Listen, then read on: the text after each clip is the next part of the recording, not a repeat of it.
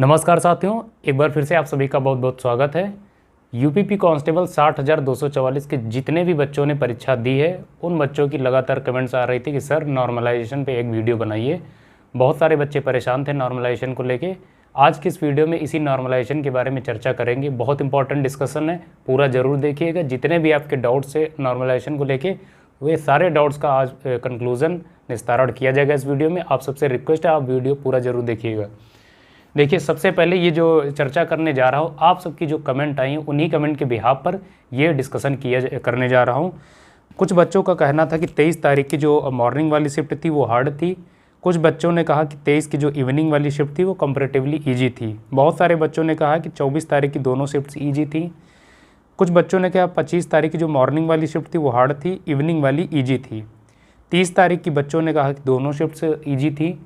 और 31 तारीख की जो है कुछ बच्चों ने कहा कि मॉर्निंग वाली शिफ्ट ईजी थी और शाम वाली जो शिफ्ट कंपैरेटिवली थोड़ा और ज़्यादा ईजी थी। आप कह सकते हैं उससे थोड़ा सा हल्का 19-20 का अंतर था। ये बच्चों ने ऐसे कमेंट्स किए हैं। उसी आप सबकी कमेंट के बिहाफ पे ये डिस्कशन करने जा रहा हूँ। प्लस जो मैंने एनालिसिस किया सारे शिफ्ट्स का, उन सारे पॉइंट्स को ध्यान में रखते हुए ये चर्चा करने जा रहा हूँ।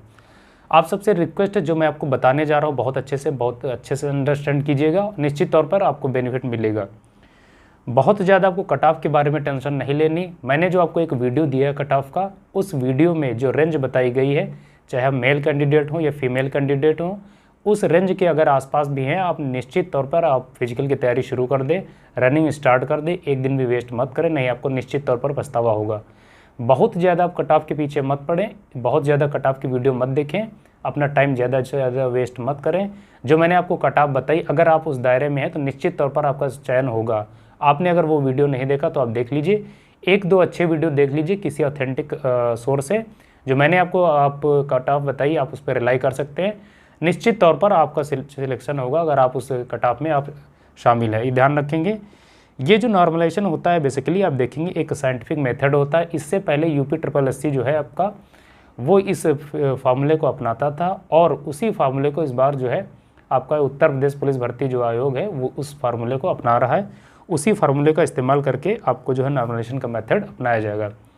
नॉर्मलाइजेशन बेसिकली आप जानते हैं कब किया जाता है, जब कई सारी शिफ्ट्स में एग्ज़ाम होता है। प्लस दूसरी क्राइटेरिया क्या, जब सारी शिफ्ट्स के जो लेवल होते हैं, पेपर का लेवल होता है एक जैसा नहीं होता है, उसे एक रूप बनाने के लिए नॉर्मलाइजेशन अपनाया जाता है। ये ध्यान रखेंगे। बहुत सारे बच्चे कह रहे हैं कि सर 23 तारीख वालों को ज़्यादा नॉर्मलाइजेशन मिलेगा, 24 तारीख को ज़्यादा मिलेगा। कोई कह रहा 25 वालों को मिलेगा, कोई कह रहा 30 वालों को ज़्यादा बेनिफिट मिला, कुछ बच्चे कह रहे 31 वालों को ज़्यादा मिलेगा, कुछ बच्चे कह रहे 30-31 वालों को नॉर्मलाइजेशन का फ़ायदा ज़्यादा नहीं मिलेगा। ये क्या है, कितनी इसमें सच्चाई, सारी चीज़ें आपको बताएंगे। आप ध्यान रखेंगे morning shift versus evening shift से कभी भी जो नॉर्मलाइजेशन का कोई लेना देना नहीं होता है कि आपकी मॉर्निंग शिफ्ट थी इस वजह से आपको नॉर्मलाइजेशन का फ़ायदा मिलेगा, ऐसा बिल्कुल नहीं होता। आपकी इवनिंग में अभी इवनिंग शिफ्ट थी इस वजह से आपको नॉर्मलाइजेशन का फ़ायदा मिलेगा, ऐसा बिल्कुल भी नहीं होता। नॉर्मलाइजेशन दिया जाता है कब, आप ध्यान रखेंगे। आप ये नहीं कह सकते कि 23 वाले बच्चे जो क्लेम कर रहे हैं कि सर चूँकि 23 तारीख को जो मॉर्निंग वाली शिफ्ट के बच्चे थे वो एकदम अपरिचित थे कि पेपर का पैटर्न कैसे होगा, उनको कुछ भी मालूम नहीं था, इस वजह से उनको नॉर्मलाइजेशन का बेनिफिट ज़्यादा मिलेगा। कुछ बच्चे कह रहे हैं सर जो 30-31 में शामिल हुए उनको टाइम ज़्यादा मिल गया, इस वजह से उनको नॉर्मलाइजेशन का फ़ायदा कम मिलेगा। ये सब सतही बातें, ऐसे नॉर्मलाइजेशन में कुछ भी ऐसे एज सच नहीं होता, आप ध्यान रखेंगे।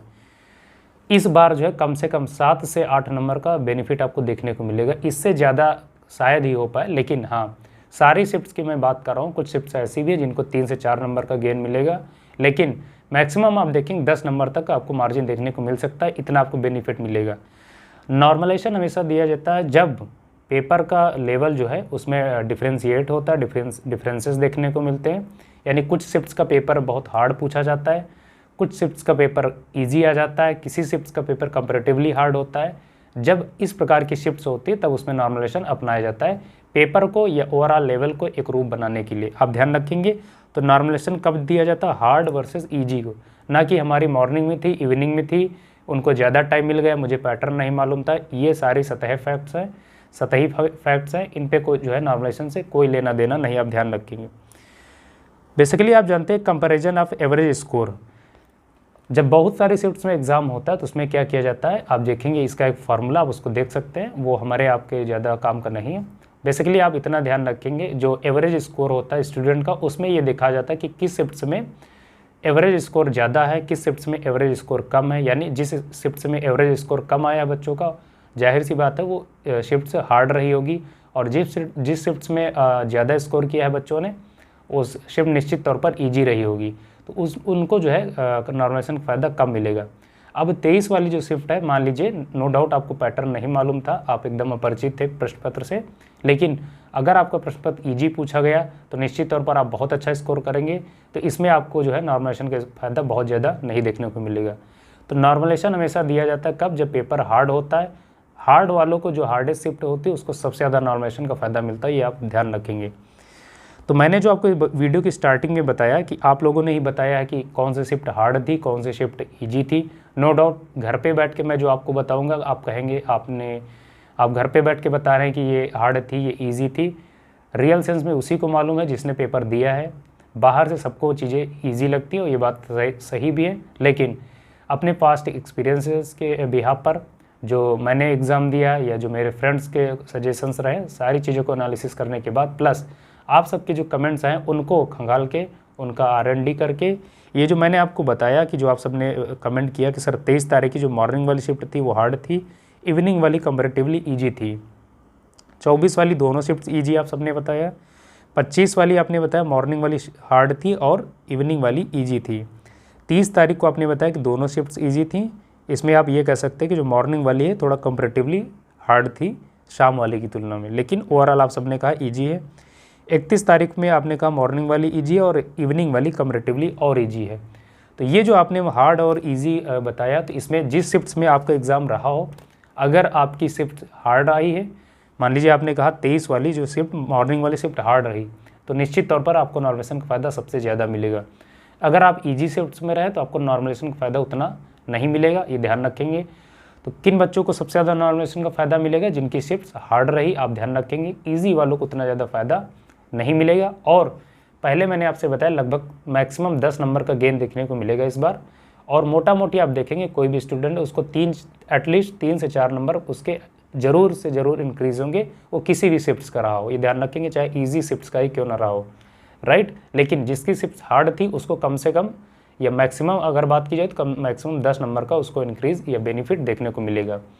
आपकी किस शिफ्ट्स में एग्ज़ाम था, आपका किस शिफ्ट्स में पेपर था, आप कमेंट बॉक्स में बताइए। और अच्छे से उस पर एनालिसिस करने के बाद एक बार जब ऑफिशियल आंसर की आ जाएगी और चीज़ें एनालिसिस करके और सारे फैक्ट्स का एनालिसिस करने के बाद आप सबसे और तार्किक रूप से चर्चा की जा सकेगी, ताकि आप सबके अनुरूप जो भी चीज़ें आपको दी जाए एकदम ऑथेंटिक हो, इधर उधर की बातें बिल्कुल ना कीजिए, आप सारगर्भित रूप में चीज़ों को समझ पाएँ, अंडरस्टैंड कर पाएँ। एक बार फिर से जो आपको कट ऑफ मैंने बताई, उस कट ऑफ के दायरे में अगर आप हैं तो निश्चित तौर पर आप फिजिकल की तैयारी शुरू कर दीजिए। मेरा ऐसा अनुमान है कि नवंबर के आसपास आपकी रनिंग करवाई जाएगी, आपका DVPST देखने को मिलेगा। तो आपकी कोई भी कमेंट है एग्ज़ाम को लेके, आप कमेंट बॉक्स में पूछ सकते हैं।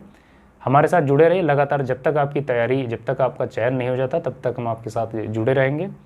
हमारा जो उत्तरदायित्व आपके साथ निभाते चलेंगे, आप अपना उत्तरदायित्व निभाते रहिए, दोनों लोग म्यूचुअली काम करेंगे, तभी ये जो है हम लोगों को सफलता मिलेगी। इनफैक्ट मेरा एक ही ध्येय है, आप सबको वर्दी दिलाना, और निश्चित तौर पर जितने भी लोग हमारे साथ जुड़े हैं आप सबको एक दिन ज़रूर वर्दी मिलेगी। ये वीडियो कैसा लगा आप कमेंट बॉक्स में बता सकते हैं। बाकी आपकी कोई डाउट्स हैं तो आप कमेंट बॉक्स में पूछ सकते हैं। आज की इस वीडियो को यहाँ पर समाप्त करना चाहते हैं, इनफैक्ट आप सबसे इजाज़त चाहते हैं। नमस्कार।